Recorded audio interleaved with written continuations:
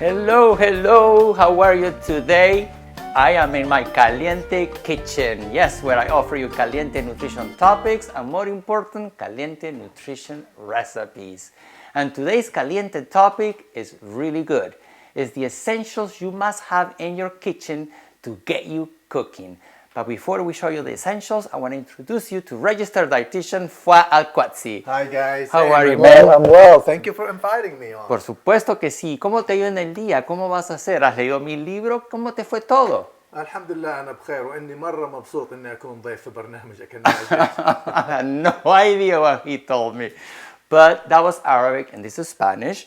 But we have two languages in common, English and most importantly, the love of food and cooking. Absolutely. And this is why I have him here today because we both grew up almost the same. Same, very right? similar. Same culture, not same culture, but same backgrounds and the love of food and eating and cooking. And we both moved to the States in the 90s. Right. And we self-taught to cook. Right. And this is why I asked him to read my book, which is upcoming in December, The Essential Cookbook for Men.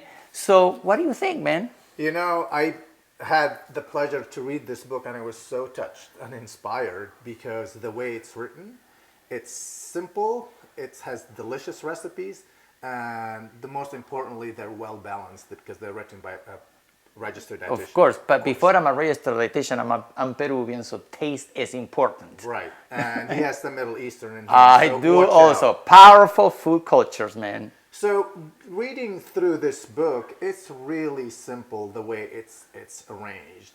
From the basic cookware that you need for the kitchen, for absolutely the beginners, of course, and everyone else, regardless of where they are on the cook ladder.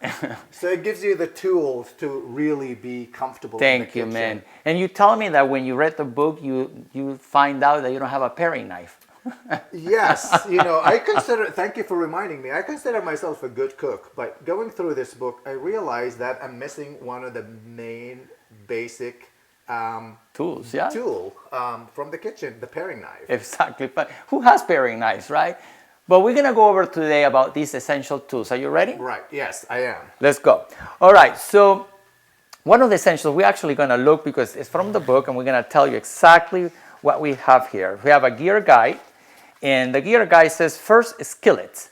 So in the book, I recommend to have a 4-quart skillet, and they come in different sizes. This will be a good one for little soups and stews. If you are a single guy or you want to cook for 2 or even 4, this will be the perfect size. This is a great way to start. Just to get you started. Exactly. Yes. Then you start going into actually, we talk about skillets. These are pots. I'm sorry. So the skillet, let's move on here. The skillet, I wanted to talk about the skillet here. This is a deep skillet. Right. And I like this deep skillet because you can fry here too, but then also make stews and some sort of, like can make even rice you can make in here. Correct. Yeah, all right. Because it's deep enough. I like it's deep enough, exactly. Now, the next skillet I want to show you is the frying pan skillets. Now, this is our must-haves in the kitchen because you can definitely do your eggs, omelettes, or just a quick saute. Vegetables. Stir-fried vegetables too, all the great stuff. Do you have skillets at home? I do. Perfect. All right, now the next thing we're gonna show you is the pots. Yeah, so I was starting with the pots, which is a 4-quart pot. And again, this is good for for 2 or 4 people. Right. And this is great for beginners, by the way. Now, if you feel a little more adventurous and make more like soups and stews for more people, or even boiling pasta. I have boiled pasta here too, by the way. Yeah. I mean, this is big enough. This is the pot size I have that I use. Yeah, it's a 4 quarts. This is the must-have. A nice to have pot will be a bigger pot, which then now you cook for more people. All right. So these beautiful pots are actually from Princess House. You can find them at princesshouse.com. And I am actually the registered dietitian who created the Vita Sana system for them. So it's a whole nutrition program they have as well. Good. Very, very proud to have done that for them. All right, so what is the next thing? Tell me about it. Roasting pans. Roasting pans. Okay. Oh yeah, I have to tell about roasting pans. So there is the glass one, right? Where you can do vegetables. You can do anything on a glass one. Can even bake chicken. Bake chicken too. But I have to tell you that if you can invest the money on a good roasting pan, get a roasting pan. And that is the metal ones. I tell you, your vegetables, thank you, your vegetables and meats will come out delicious. Now, roasting is a method of cooking. Correct. High temperature, less time. We have a lot of roasting recipes. Book, it's all in the book. Don't worry about temperatures and everything is in the book. All right, so what's next? Next will be baking sheets. Baking sheets, oh my God. Okay, so baking sheets are another must. And I'm going to throw in okay, the must are the baking sheets, okay? So I have the smaller baking sheet, and then we have the larger baking sheet. I think this is a 12-inch, a 10-inch. And then, of course, a nice to have will be your baking muffin tray here, yeah. 10, okay? So I do have recipes that uses pan sheets where you can do chicken and vegetable at the same time. We're going to do shows with that soon. It's called pan dinners. Pan dinners, that's right. Yes. Have you done them before? I have not done them, but I read them in the book, and I can't wait to make them. Less work, less cleaning, and you can cook your veggies and meat at the same time. What else do you want? Right? All right, what's next? What? Next will be the knives. Knives, ooh, So okay. knives are now let me put those in here. So we can go crazy on knives. Right. But and I'm not going to go crazy. We're not going to. I'm not going to go crazy. I'm going to protect those knives. I'm going to, So, but basic knives to have will be your chef knife. Again, this is Princess House knives too, Vidasana. Your chef knives, you can go along with that. You talked about paring knife. The paring knife is the smaller knives to cut your fruits. Right. And eat your fruit. And it's easy to maneuver. It's easy to maneuver. That's right. That's a paring knife. And then, of course, a bread knife. Right? If you make bread or cut bread. It's made specially to cut through soft bread without ruining it. So it's Thank you. Yeah. So That's it's right. absolutely perfect. You love that. Yeah. All right. And then, of course, any other long knife that you have. But again, you can spend a lot of money on knives too. But remember, basic knife, just get a chef knife, paring knife, and a long knife, and you will be set. Then, of course, I have my real long knife here. Right, yeah. I get serious with this one. I mean, that's for slicing fruits and vegetables and meat. Anything. You really have to this have is it, man. Be careful with this. So all you right. probably have heard about all those knives. You didn't know which is which, so now you do. Exactly. What's next, man? Next will be spoons. Spoons. Okay, here we can go crazy too. No. I like wooden spoons, wouldn't you? Yeah, that's really what I have. Wooden spoons are great because then you're not going to ruin your nice pots and pans. And also, I don't know, I always feel better when I cook with a wooden spoon. It's definitely nicer. Is it nicer? Yeah. Yes, really nice and easy to clean. And then if you're not going to use a wooden spoon or you need something to pick up fluid or soups, something with that resists the heat, this is very nice instrument too from Princess House as well. All right. Now you have it with the knives. And then still with the spoons, I want to talk about measuring spoons and measuring cups. Now, if you're gonna do buy the book, or any cookbook actually, or for anyone in their homes, right. As registered dietitians, we like portion control.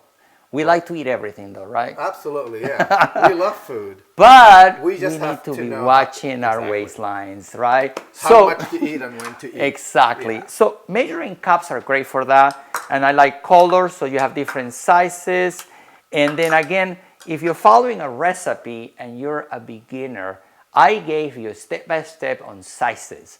I tried to be very clear on household measures, like measuring cups, half a cup, or even units, like 3 carrots or a cup of carrots, so that you start getting the sense of what 3 carrots will be on cups. And then, of course, your measuring spoons. In my book, I don't really say too much about to taste. I actually give you the amount of salt and pepper because a lot of times people said, "How much salt, Manuel?" Very ambiguous. And I'm like, "Well, to taste," but it's like my taste is different than your taste it's when it comes to salt. when Exactly. So in the book, we give you measurements of teaspoons and tablespoons so that you understand that perfectly, especially when also handling oils. Because, I mean, you know, the recipes are tasty, but you don't need to use half a bottle of olive oil. Correct. So a tablespoon to 2 tablespoons, but a lot of people don't have an idea what a tablespoon is. Well, this is a tablespoon. Right, So use the teaspoons and tablespoons. Those are the basics to have in your kitchen. So this is really good. Okay, we'll move that there. And now, next will be spoons. Oh, that's the spoon. We talked about so spoons. Cutting boards. Cutting boards. Okay, we can go crazy with cutting boards. Okay, there we go. They're perfect. So with cutting boards, I suggest having 3.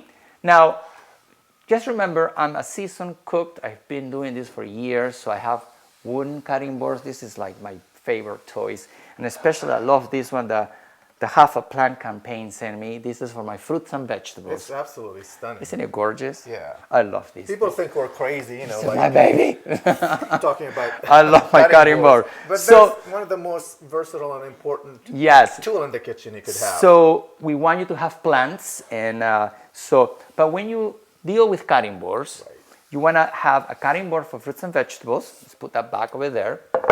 A cutting board for meats, so that will be a little bigger, right? Help me with that. And a cutting board for bread. Now, why am I having different cutting boards? Because we want to try to avoid cross-contamination.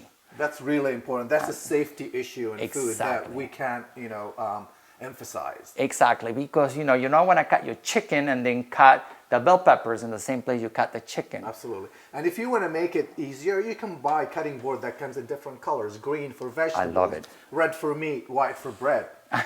Color That's code easy. it, like the tablespoons. Yes, exactly. And also, you don't need to start with wooden cutting boards. You can do plastic if you need to. So again, remember, you're talking to someone who already been cooking for quite a few years now. In fact, I have a cutting board that one side is plastic and the other side is wood. So I love it. You have that option. So we like options. Yeah, exactly. All right, prep bowls. Yes, prep bowls. You want to have 3 sizes of different bowls. I mean, you want to beat your eggs, or maybe you decide to be a baker on the weekend, and you have your dry ingredients, your wet ingredients, or whatever ingredients you want to have. But these are great for little salads and combining and mixing. So having bowls are key. As you see, we have 3 cutting boards, 3 bowls, 3 baking sheets, 1 pot. You take note of all that. It's really cool. All that is in the book too anyways. All right.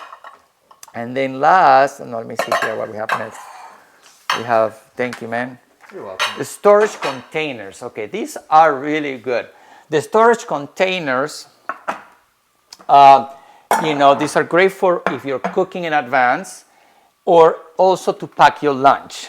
All right. So I like packing my lunch. So I have packed lunches and storage containers to have leftovers. I always invite people to have more leftovers. All right, so I'm going to just put this here now, and let's continue on with now appliances. All right, so the appliances is a blender. I mean, we can have that there. Thank you, man. So this is a power blender, and again, this is from my Vida Sana Princess House. They give me this as a gift. I love this blender, man. That's a very nice gift. I love it. So it's a power blender. However, you don't need to have a power blender if you don't want to. Buy one that is not so powerful. But then now let's go over the nice to have utensils and nice to have appliances. So I have a little food processor. I'm just going to start mentioning them, okay? A little food processor. These are not must-have. This is nice to have. Right. Food processor if you already have a blender, but I love this one to chop onions and all this stuff. Grater, right? That's another one. We're gonna just put them all in line here now. A magic bullet. I love these, man.